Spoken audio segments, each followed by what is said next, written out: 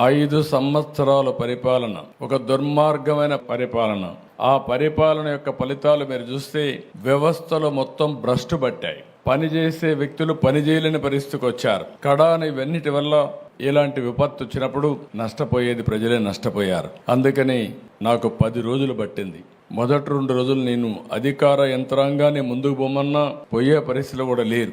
అక్కడి నుంచి నేను అక్కడే ఉండి కడాన మీరు ఒకసారి చూస్తే బుడమేరులో దగ్గర 5 రోజులు రామానాయుడు అక్కడే ఉండి గండ్లు పూడ్చే పరిస్థితి వచ్చారు. ఆ గండ్లు పూడ్చారు కాబట్టి విజయవాడకు వచ్చే నీళ్లు ఆగే పరిస్థితి వచ్చింది. 2 మార్గాలు. ఒకటి సిటీలో ఉండే నీరు బయట పంపించాలి, పైన వచ్చే నీరు ఆపాలి. పైన నీరు ఆపాలంటే గండ్లన్నీ పూడ్చాలి. గండ్లు పూడ్చాలంటే వాతావరణం సహకరించలేదు, వర్షాలు పడ్డాయి. ఆ గట్టంతా కూడా ఎక్కడికక్కడ దిగబడే పరిస్థితుంది. దాంట్లో మళ్ళా ఒక లారీయో ఒక ట్రాక్టరో తీసుకపోతే ఒక ప్రొక్లైన్ తీసుకపోతే అది కూడా కూరకపోయే పరిస్థితి వచ్చింది. అయినా ఎక్కడికక్కడ మళ్ళీ దాన్ని లాక్కుంటూ మళ్ళీ పెద్ద పెద్ద బోల్డర్లు తీసుకొచ్చి ఓసారి ప్రవాహానికి అడ్డుగా కట్టాలంటే మట్టేస్తే కొట్టుకొని పోతుంది, ఇసుకేస్తే కొట్టుకొని పోతుంది.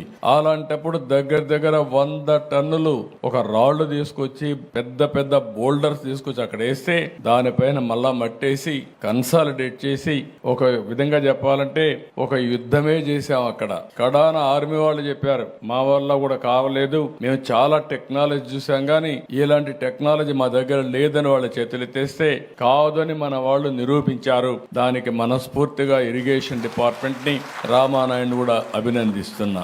అది జరిగిన తర్వాత మీరు చూస్తే ఏ మాత్రం సిగ్గుపడకుండా ఒక రాజకీయ పార్టీ ఇంకా కూడా మాట్లాడే పరిస్థితికి వచ్చారు.